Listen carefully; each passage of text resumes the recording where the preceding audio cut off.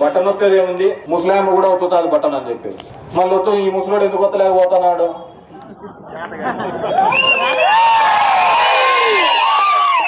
అప్పుడు ఎత్తడానికి ముస్లాం కూడా అవుతుంది, బటన్ వత్తడం పెద్ద కష్టమైన పనేం కాదు, అది ఏ ముస్లాం అయినా అవుతుంది. మరి ఈ ముస్లాం ఎందుకు వస్తలేకపోతున్నాడు? ఎన్ని హామీలు ఇచ్చినది, నోటికి వచ్చినట్టు చెప్పుకుంటూ పోయినాడు. యాక్చువల్గా నేను ఆ హామీల గురించి ఇప్పుడు సంవత్సరం తర్వాత నుంచి మాట్లాడాలా, పేదలకు చెయ్యాలి, చెప్పిన మాట నిలబడాలా అని చెప్పేసి మన అప్ప. ఏదైనా చెప్తా అంటే సార్లు ముందు అధికారం లేకొస్తుందని ఈ అప్ప. జనాలు ఏ అప్పని నమ్ముతున్నారు? అబద్ధాలనే నమ్మినారు. ఈరోజు అంటున్నారు మాకు ఈ పెంచినారు ఈ పెంచినారు అని చెప్పి. జగన్ రెడ్డి శిలక చెప్పినాడు. ఇవి కాదయ్యా, ఉంటే నాకంటే పెద్దగా ఆలోచించి చేసే వాళ్ళు ఎవరైనా ఉంటారు. నేను ఏదైతే చేయగలుగుతానో అది మాత్రమే చెప్పగలుగుతాను, ఏదైతే చెప్తానో అది మాత్రమే చేస్తాను అని చెప్పేసి. ఇది ఒక పిల్లలకి 18,000 ఇచ్చానంటే 15,000 ఇచ్చానంటే నీకు 15,000, నీకు 15,000, నీకు 15,000. ఎవరికి 10,000 కాదు కదా, ఏంది కానీ ఇచ్చింది దాంట్లో 18. అవన్నీ ఇవి కాదు. ఆ విధంగా ప్రతి సందర్భంలోనూ కూడా మోసపోయినాం, దగా పన్నాం అనే మాటలు అనేది లేదు. ఎందుకంటే ఒకసారి కాదు, 2 సార్లు కాదు, ఇంతకుముందు చెప్పిన 4 సార్లు మనం తెలిసి నెత్తికి తెచ్చుకున్నాం కదా ఈ సమస్య. 8 నెలలైంది కూటమి ప్రభుత్వం ఏర్పడి. ఇచ్చిన ప్రతి హామీని కూడా తుంగలేకి తొక్కుతూ ఏమాత్రం కూడా వాటిని పట్టించకుండా విస్మరిస్తూ, తప్పు చంద్రబాబు నాయుడు కాదు, వినే జనాలది. ఎందుకంటున్నానంటే ఇది 1 కాదు, 2 కాదు, 3 కాదు, ఇది 4వసారి ఆయన ముఖ్యమంత్రి. ప్రతిసారి కూడా ఆయన తప్పుడు హామీల మీదనే అధికారంలోకి రావడం జరిగింది.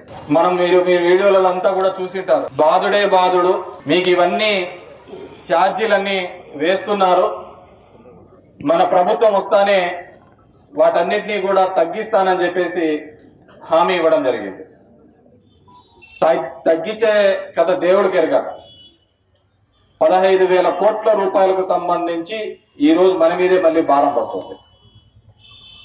గతంలో ఇదే విధంగా 14 నుంచి 19 మధ్యలో ఉన్నప్పుడు, చంద్రబాబు నాయుడు ఉన్నప్పుడు కూడా ఇదే విధంగా విద్యుత్ అంతా కూడా భారం మన మీద కూడా వేయడం జరిగింది. చాలా మందికి తెలుసు, అప్పుడు సర్పంచులు కానీ మున్సిపాలిటీలో ఉన్న వాళ్ళందరికీ కూడా ఆ కరెంటు అంతా కట్టడం కానీ 15th ఫైనాన్స్ డబ్బులంతా దానిలోకే పంపించేవాళ్ళం.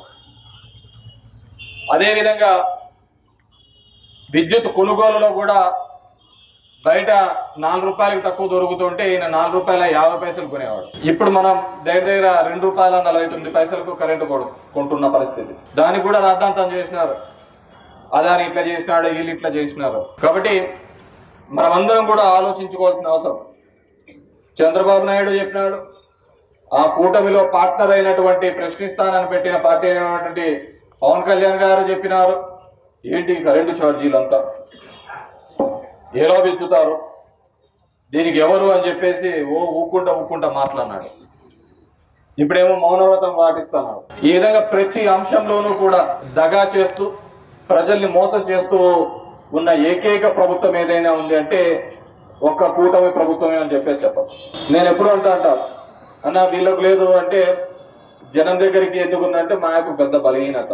వాళ్ళ తరపున మనం పోరాడాలి కదా, వాళ్ళ తరపున మనం ఫైట్ చేయాలి కదా, వాళ్ళ తరపున ఇది చేయాలి అంటే వాళ్ళ తరపున మనం అన్నీ చేస్తున్నాం. కానీ వాళ్ళు మనల్ని వద్దనుకొని అవతలికి పోయినారు కదన్న, వాళ్ళకి వీళ్ళ గురించి తెలియాలి కదా, వీళ్ళ గురించి తెలుసనే కదన్నా. లేదు ఇప్పుడు చూడు 6 నెలలు 8 నెలలు అయింది, అప్పటికే రోడ్లకి తిప్పుతున్నాడు అన్న. అప్పుడు అధికారంలో ఎప్పుడు ఉండలేదు, అందరినీ ఇంటింటికి పంపించారు. కాబట్టి అందరినీ కోరుకునేది ఈరోజు ప్రజలు మీరు ఆలోచించండి, ఏ విధంగా ఈ రాష్ట్రాన్ని సంపద సృష్టిస్తానన్నాడు. నాకు తెలిసి మనకేమో 1,00,00 కోట్లకు ఇచ్చినాడు, మనకు 1,00,000 కొట్టినాడు. అతని సంపద ఆ విధంగా ఉంటుంది. నోటికి వస్తే అబద్ధాలు, ఆ సందర్భాన్ని దాటేసుకుంటా పోతాం. మనకు అంతే.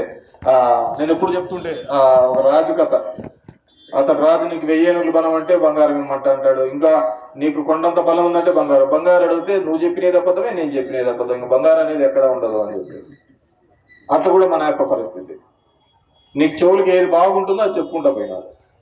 ఈరోజు ఎస్సీ ఎస్టీ కాలనీలో మామూలుగా కరెంటు దారులకు పోతే అంటూ ఉంటారు, మేము ఇందిరమ్మ టైం నుంచి కరెంటు కట్టడం లేప్ప, మాకు ఇప్పుడేం వచ్చి పీకుతున్నారు అంత కరెంట్ అని. ఇందిరమ్మ టైం నుంచి కట్టకపోయిన పీకరేమో కానీ చంద్రబాబు ఉంటే మాత్రం కట్టలేం కట్ చేస్తారు. అంతకుముందు చూసాం ఇదే కరెంటు ఛార్జీలు ఇదే విధంగా చేస్తున్నారని చెప్పేసి బషీర్బాగ్ దగ్గర రైతులందరూ ధర్నా చేస్తే కాల్పులు చెప్పినాడు చంద్రబాబు.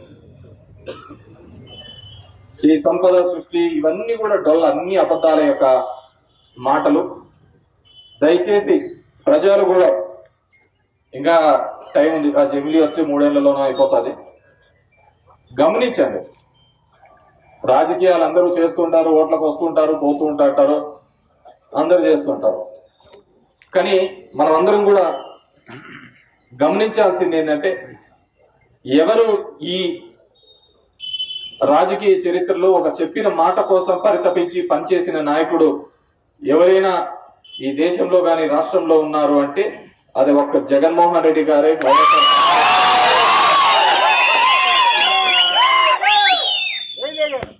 వాటికి ఆ విధంగా నికాచుగా చెప్తూ ప్రజలే పోతాం. నేను అన్నాను జగన్ రెడ్డితో, అన్న సత్యహరిచంద్రుడు కూడా ఇట్లాగే సత్యం నిజం చెప్పని చెప్పేసి ఆడ పోయి కాటికాబరై కూర్చున్నాడు. నిజాలు ఎవరికి నచ్చవున్నా అబద్ధాలతో పోతూ ఉంటేనే చూడు చంద్రబాబు 4 సార్లు అయినాడు, అందరినీ చేసుకుంటూ పోతున్నాడు. 30,000 మంది అమ్మాయిలు మిస్సింగ్ అంటారు, మొన్న ఎవరు మిస్సింగ్ లేదని వాళ్ళే చెప్పారు. 25,000 టన్నుల డ్రగ్స్ వచ్చినాయని చెప్పి మొన్న చూస్తుంటే అదేదో పొట్టు వచ్చిందని చెప్పారు వాళ్ళు, సిబిఐ వాళ్ళు. అవన్నీ ముందే తెలుసు వాళ్ళకు, ఎలక్షన్స్ టైంలో చెప్పడం. ఎందుకంటే మనకు అవుతుందని ఎలక్షన్లు అయిపోయినాక సిబిఐ వచ్చి అదంతా ఏంది లేదంటే ఉతుతామంటారు. మరో తప్పుడు ప్రచారం చేసిన వీళ్ళనేమన్నారు. కాబట్టి మీకోసం మేము అధికారంలో ఉన్నా లేకపోయినా జనం కోసం పోరాడే నాయకుడు ఎవరైనా ఉన్నారంటే అది ఒక్క జగన్మోహన్ రెడ్డి గారు, వైఎస్ఆర్ కాంగ్రెస్ పార్టీ. చాలా మంది ఇప్పుడు దానిల కోసం దీనిల కోసం అటు ఇటు దుక్కుతా అంటారు. నేను ఎప్పుడు అంటాను, ఒక మనిషికి ఎప్పుడైనా కానీ ఒక కష్టం వచ్చినప్పుడు నిలబడితేనే వాడు నాయకుడిగా ఎదుగుతాడు. కష్టాలు ఇచ్చినప్పుడు వంగిపోయి అంత బాగా జరుగుతున్నప్పుడు నేనే హీరో అంటే వాడు నాయకుడు కాదు. సో ఇలా పోయిన వాళ్ళను చాలా మంది నాయకుల్ని తయారు చేసిన పార్టీ వైఎస్ఆర్ కాంగ్రెస్ పార్టీ. ఎవరున్నా లేకున్నా కొత్త నాయకత్వంతో ముందుకు నడుస్తాం, ప్రజల తరపున పోరాడతాం, ప్రజల గొంతుకై నిలబడతామని చెప్పేసి తెలియజేసుకుంటూ, ఈరోజు ఇంత వర్షం పడుతున్నప్పటికీ కూడా ఈ కార్యక్రమానికి విచ్చేసినటువంటి రైతన్నలకు, వైఎస్ఆర్ కాంగ్రెస్ పార్టీ కార్యకర్తలకు అందరికీ కూడా మరొక్కసారి పేరు పేరున ధన్యవాదాలు తెలియజేస్తాం.